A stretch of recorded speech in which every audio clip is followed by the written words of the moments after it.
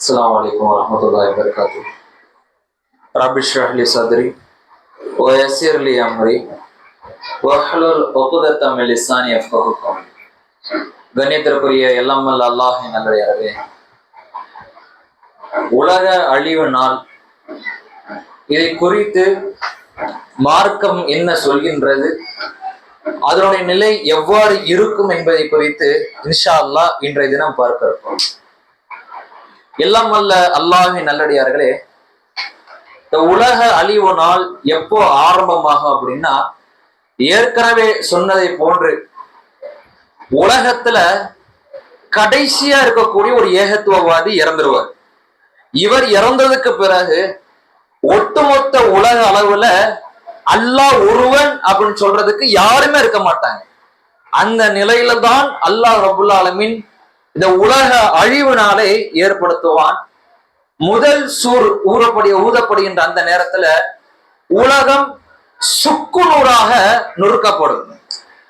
அந்த சூருடைய சத்தத்தை கேட்டோமே ஆனால் அதை அல்லாஹ் ரப்புல் ஆலமீன் தன் திருமறை குர்ஆனில் விவரிக்கின்றான். நீ அவர்களை பார்ப்பாய், போதை வயப்பட்டவர்களாக நீங்க அவங்க பார்ப்பீங்க. சத்தத்தை கேட்ட உடனே ஏதோ போதை அருந்தியவனை போன்று தள்ளாடக்கூடியவனாக இருப்பான்.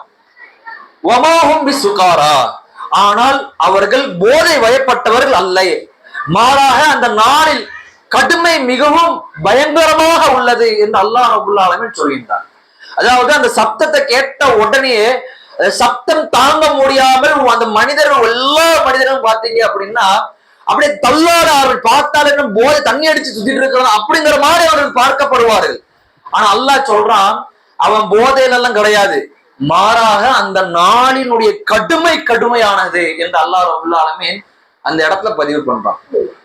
அதே நேரத்தில் அல்லாஹ் ரப்புல் ஆலமீன் இன்னொரு வசனத்தை சொல்கின்றான். இந்த கர்ப்பிணி பெண்மணி இருக்கா பாத்தீங்களா, அவள் தன்னுடைய குழந்தையை சுமந்து கொண்டிருப்பார், வயிற்றுல கருவறையில சுமந்துகிட்டு இருப்பார். இந்த சப்தத்தை கேட்ட உடனே தன்னுடைய குழந்தையை ஈண்டெடுத்து விடுவாள். அதை எப்படி ஈண்டெடுத்தாங்கிறது அவளுக்கே தெரியாது. ஒரு வலி வேதனை அல்லாத ஒரு நிலையில அந்த குழந்தையை ஈண்டெடுத்துருவா என்று அல்லாஹ் ரப்புல் ஆலமீன் சொல்வதை யார் சொல்றா? ரப்புல் ஆலமீன் சொல்ற. சாதாரண விஷயமா? இந்த போதை வயப்பட்டவங்க அதை கூட ஒரு லிஸ்ட்ல வச்சுக்கலாம். ஆனா இந்த கர்ப்பிணி பெண் தன்னுடைய குழந்தையை ஈண்டெடுக்கிறது கூட தெரியாம இருப்பா. ஒரு தாய் தன்னுடைய குழந்தைக்கு பால் விட்டுட்டு மறந்துடுவா என்று அல்லாஹ் ரப்புல் ஆலமீன் சொல்லி காட்டுறா. அப்படின்னா இது சாதாரண உலகத்துல ஒரு நபர், ஒரு பெண் எதை வேணாலும் மறக்கலாம். ஆனா தான் குழந்தை ஈண்டெடுக்கக்கூடிய இந்த தருணம், தான் குழந்தைக்கு பாலூட்டக்கூடிய இந்த தருணம் இருக்கு பாத்தீங்களா, அதெல்லாம் அவளுடைய மெமரிஸ். எக்காரணத்தை கொண்டு அவளால மறக்க முடியாது. அந்த வலி வேதனையிலாக அவளால மறக்க முடியாது. சரிங்களா? இத அல்லாஹ் ரப்புல் ஆலமீன் சொல்கின்றான். இந்த வலி வேதனை கூட அவளுக்கு தெரியாது. அந்த நாளில் கடுமை இதை விட மோசமாக இருக்கும் என்று அல்லாஹ் ரப்புல் ஆலமீன் சொல்கின்றான். இன்னொரு வசனத்துல அல்லாஹ் ரப்புல் ஆலமீன் இந்த உலக அழிவுனால என்னென்ன நடக்கும் அப்படின்னு சொல்லும் போது, இந்த மலைகள் இருக்கு பாத்தீங்களா, ஏராளமான வசனத்துல டோட்டலா உலகத்துல நம்ம எதெல்லாம் பிரமிச்சு பாக்குறோமோ எல்லாமே என்ன ஆகுங்கிறத அல்லாஹ் சொல்றான். மலைகள் சுக்கு நூறாக உடைக்கப்படும். நீ அதை பார்ப்ப, எப்படி தெரியுமா இருக்கும்? பஞ்சுகளை போன்று உதிர்ந்து விழக்கூடிய விஷயத்த நீ பார்ப்ப. வானத்தை துண்டு துண்டா வெட்டுவேன், அப்படி எல்லாம் துண்டு துண்டாக வானம் எல்லாம் கீழே விழுவும். எல்லாத்தையும் நீ பார்ப்பாய். கடல்கள் சுஜீரத், கடல்கள் தீ மூட்டப்படுவதை நீ பார்ப்ப. இது எல்லாத்தையும் பார்ப்பாய். அல்லாஹ் ரப்புல் ஆலமீன் குவியத்தங்க அத்தியாயத்தை சொல்றான். சூரியன் சுருட்டப்படும். சூரியன் சுருட்டப்படுவதை நீ பார்ப்பீங்க. நட்சத்திரங்கள் உதிர்ந்து விழக்கூடிய நிகழ்ச்சி நீங்க பார்ப்பீங்க. மலைகள் பெயர்த்தெடுக்கப்படும். மலை பெயர்த்தெடுக்கப்படும். எவ்வளவு ஒரு மரத்தை வேரோடு எடுக்கிறதே எவ்வளவு சிரமம். ஆனா அல்லாஹ் எப்படி சொல்றான்னா, மரத்தை ஒரு மலையே நான் என்ன பண்ணுவேன் அப்படின்னா பெயரத்தை எடுத்து சுக்குநூறாக்கி காட்டுவேன், பஞ்ச போன்று தூசியாக போவதை நீங்க பார்ப்பீங்க என்று அல்லாஹ் ரப்புல் ஆலமீன் சொல்கின்றான். இப்ப இந்த நாளினுடைய கடுமை எப்பேற்பட்ட உணர்வு என்று தெரியுமா? நமக்கெல்லாம் அல்லாஹ் ரப்புல் ஆலமீன் ஒரு பேர் ஆபத்துல நம்மளை காப்பாற்றும். அந்த நாள் ஏற்படுவதற்கு முன்னாடியே அல்லாஹ் நம்முடைய ரூஹ பறிச்சுட்டு போயிடணும். ஏன்னா சும்மா எல்லாம் கிடையாது. இந்த நாளுடைய கடுமை நம்ம ஏதோ நினைச்சுக்கிற உலகம் எப்பவோ அழிய போகுது, என்னைக்கோ அழிய போகுது. நாமெல்லாம் அந்த லிஸ்ட் இருக்கும், ஏதாவது ஒரு சிந்தனை இருந்துகிட்டே இருக்கும். ஆனா அல்லாஹ் ரப்பல் ஆலமீன் சொல்கின்றான், கண்மூடி கண் துறப்பதற்குள்ள கியாமத் நாளை கொண்டு வந்துருவேன்றான். உலகம் எல்லாம் சுருட்டப்பட்டு நபிகள் நாயகம் ஸல்லல்லாஹு அலைஹி வஸல்லம் சொல்றாங்க, வானங்கள் இருக்கு பாத்தீங்களா, வானங்கள் அல்லாஹ் ரப்பல் ஆலமீன் தன்னுடைய வலது கரத்தால சுருட்டி வச்சுக்குவான். பூமிகளை அல்லாஹ் தன்னுடைய இடது கரத்தால சுருட்டி வச்சுக்குவான். எல்லாத்தையும் சுருட்டி வச்சு அல்லாஹ் கேட்பான், ஐனல் ஜப்பார், உலகத்துல பெருமை அடிச்சுக்கிட்டு இருந்தாலும் எங்க அவன், யாரெல்லாம் வந்து முத்தகபீர், ஐனல் முத்தகபீர், தன்னைத்தானே பெரிய அரசனை போன்று கருது கொண்டுகிட்டு இருந்தானே, எங்க போனா எல்லாரும், எவரும் இல்லை. அல்லாஹ் ரப்பல் ஆலமீன் சொல்லி யாருமே இருக்குமா. நபிகள் நாயகம் ஸல்லல்லாஹு அலைஹி வஸல்லம் பதிவு பண்றாங்க, வானத்தை சுருட்டி வச்சுட்டு சொல்லுவான், பூமியை எல்லாம் சுருட்டி வச்சு அல்லாஹ் ரப்பல் ஆலமீன் சொல்லுவான், ஐனல் ஜப்பார், யாரா மிச்சம் இருக்கிறீங்க, எவ்வளவு மிச்சம் இருக்கிறா என்று அல்லாஹ் ரப்பல் ஆலமீன் கேட்பான். அல்லாஹ் மட்டும் இருப்பா. குல்ல யௌமின் ஃபான், அந்த நாளில் எல்லாம் அழிக்கப்படும்.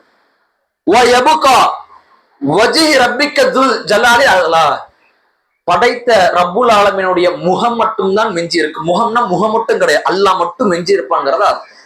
இதனால யாரும் வானவர்கள் இருக்க மாட்டாங்க, ஜிப்ரீல் அலைஹிஸ்ஸலாம் இருக்க மாட்டாங்க, எந்த உலகத்துல ஒரு மனிதர் இருக்க மாட்டாங்க, ஒரு உயிரினம், ஒரு கொசு கூட இந்த உலகத்துல எதுவும் உயிரோடு இருக்காது. அல்லாஹ் மட்டும்தான் இருப்பான். ஆரம்பத்துல எப்படி அல்லாஹ் ரப்பல் ஆலமீன் ஆரம்பத்துல அவன் இருந்திருந்தானோ அதே போன்றுதான் எல்லாத்தையும் அழிச்சிட்டு நான் மட்டும்தான் இந்த உலகத்துல இருக்கேன். இப்ப எவன் இருக்கான், எவனும் கிடையாது. ஏன்னா அல்லாஹ் ரப்பல் ஆலமீன் சொல்லக்கூடிய அந்த நிலை இருக்கு பாத்தீங்களா, இந்த நாளினுடைய கடுமையான ஒரு நாள். அதற்கு பிறகுதான் விஷயமே ஆரம்பிக்குது. அல்லாஹ் ரப்பல் ஆலமீன் எல்லாத்தையும் மஹ்ஷர் மைதானங்கிற ஒரு நிலையை ஏற்படுத்துவான்.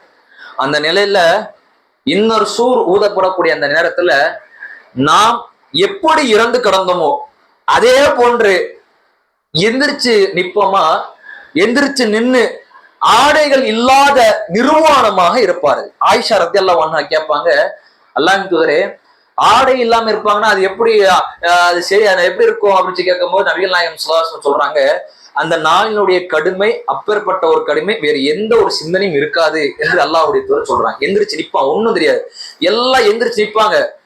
யார் கண்மூடி யார் இருக்கிறா, ஏது இருக்க, என்ன நடக்குதுங்கிறத தெரியாது. ஒரு ஓசை ஒண்ணு வரும், அந்த ஓசையை பின்தொடர்ந்தவர்களாக எதையும் பேச மாட்டாங்க.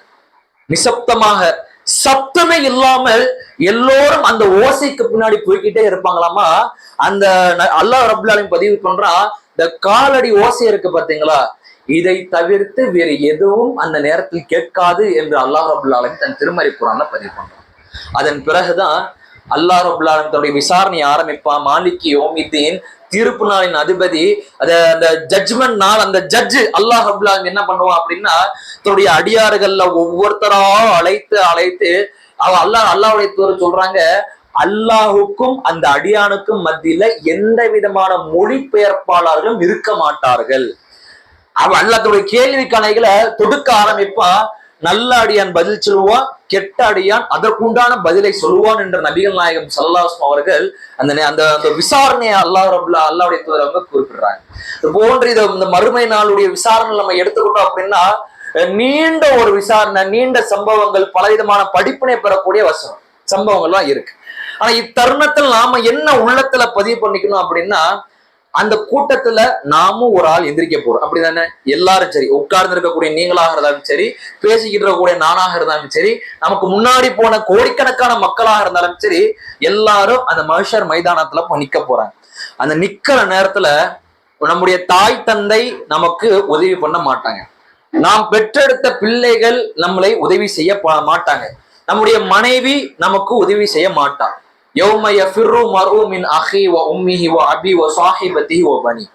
தாய் தந்தை மனைவி மக்கள் உலகத்திற்கக்கூடிய எல்லாரும் விரண்டு ஓடுவார்கள். பார்த்த இந்த நன்மை ஆட்டையை போட்டுருவானோ, நன்மையை வாங்கிடுவானோ, புள்ள பாசத்துல, தாய் பாசத்துல, மனைவி பாசத்துல, பிள்ளை பாசத்துல ஏதாவது ஒண்ணு சரி நன்மையை வந்து வாங்கிடுவாங்களோங்கிற பயத்துல எல்லாம் திருச்சி ஓடிடுவாங்க. அந்த நேரத்தில் நம்மை காப்பாற்றக்கூடிய ஒன்னே ஒண்ணுதான் நாம் செய்த நற்காரியங்கள். ஏன் நற்காரியங்கள் செய்யுங்க, நன்மைக்கு முந்துங்கள் முந்துங்கள் முன்னுங்கள் என்று சொல்றோம். ஆனால் அதுதான் நாளை மறுமையில் நம்முடைய எடை போடக்கூடிய அந்த நேரத்துல யாருடைய எடை, நன்மையின் எடை அதிகமாக உள்ளது, அவர் நிம்மதியான ஒரு வாழ்க்கையை அவர் அடைந்து விட்டார் என்று சொல்றோம்.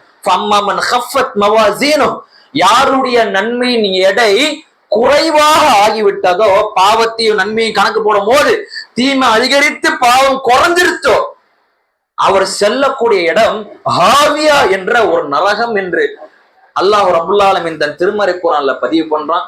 இறுதியாக ஒரே ஒரு சம்பவம், நாளை மறுமையில ஒரு சம்பவம், ஒரு நிகழ்வு நடக்கும். அந்த நிகழ்வுல இங்க இருக்கக்கூடிய நாம் எல்லோரும் அதை சந்திப்போம். 2 நிகழ்வும் நடக்கும். அந்த 2 நிகழ்வுல ஒரு நிகழ்வு அல்லாஹ் ரப்புல் ஆலமீன் நமக்கு நாடணும், இன்னொரு நிகழ்வு நமக்கு நாடவே கூடாது. என்ன நிகழ்வுனா, ஹாக்கா அப்படிங்கிற அத்தியாயத்துல அல்லாஹ் ரப்புல் ஆலமீன் அந்த நல்ல அடியார்களை அழைத்து வலது கரத்தால அவருடைய ரிசல்ட்டை கொடுப்பான். அல்லாஹ் ரப்புல் ஆலமீன் சொல்கின்றான், யாருடைய வலது கரத்துல அவருடைய ஏட்டு கொடுக்கப்பட்டுச்சோ அவர் நிம்மதியான வாழ்க்கையை அவர் அடைந்து விட்டார். அந்த அடியான் சொல்லுவாராமா, அந்த ரிசல்ட்டை வாங்கின உடனே தன்னுடைய மக்கள் எல்லாருக்கிட்டையும் சொல்லுவா, கிதாபியா இன்னி முலாக்கின் ஹிசாபியா, என்னுடைய கிதாபை படிச்சு பாத்தீங்களா, நான் சொர்க்கவாசி ஆயிட்டேன், அல்லாஹ் எனக்கு சொர்க்கத்தை கொடுத்துட்டான், நான் சொன்னல, நான் நம்பினேன், அல்லாஹ்வை சந்திப்பேன்னு நான் நம்பினேன், என்னுடைய நறுக்காரியங்கள் என்னை காப்பாற்றியது என்று சொல்லி அந்த நபர் எல்லாருக்கிட்டையும் உடம்ப ஆரம்பிப்பார். நான் சொர்க்கவாசி ஆயிட்டேன், சொர்க்கவாசி ஆயிட்டேன், சொர்க்கவாசி ஆயிட்டேன் சொல்லிக்கிட்டு தெரிவார். அந்த நிலை நமக்கு ஏற்படும், இன்னொருத்தருடைய நிலை ஏற்படும். யாருடைய அந்த ஏடு இடது கையில் கொடுக்கப்பட்டுருச்சோ, லெப்ட் ஹேண்ட்ல வழங்கப்பட்டுருச்சு அப்படின்னா அவருடைய வாழ்க்கை சோழ மறுமை வாழ்க்கை முடிஞ்சிருச்சு. அவன் சொல்லுவான், என்னுடைய செல்வம், என்னுடைய அதிகாரம் எதுவுமே எனக்கு பயன் தரவில்லையே, நான் நஷ்டவாளியாக மாறிவிட்டனே, ஏதாவது ஒரு நன்மை செஞ்சிருக்க கூடாதா என்று அவர் புலம்புவார். பாத்தீங்களா, புலம்பி ஒரு புண்ணியமும் கிடையாது, அல்லாஹ் அவனை நரகத்திலே தள்ளி விடுவார். அப்போ இந்த 2 நிலைகள்ல அல்லாஹ் ரப்புல் ஆலமீன் கண்டிப்பாக நமக்கு அவன் நம்முடைய ஏட்டை அவனுடைய கரத்தால், வலது கரத்தால் நமக்கு கொடுப்பான். நாம் அதை பெறுவோம் இன்ஷா அல்லாஹ்.